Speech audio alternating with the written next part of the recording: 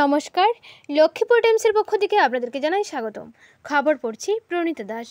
চলে গেলেন শিক্ষাবিদ তথা পয়লাপুল নেহেরু হায়ার সেকেন্ডারি স্কুলের অবসরপ্রাপ্ত অধ্যক্ষ শিবনাথ মিশ্র। শনিবার সকাল ৮টায় পয়লাপুলের বাড়িতে তিনি শেষ নিঃশ্বাস ত্যাগ করেন।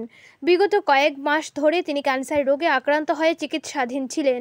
মৃত্যুকালে তার বয়স হয়েছিল ৭৬ বছর।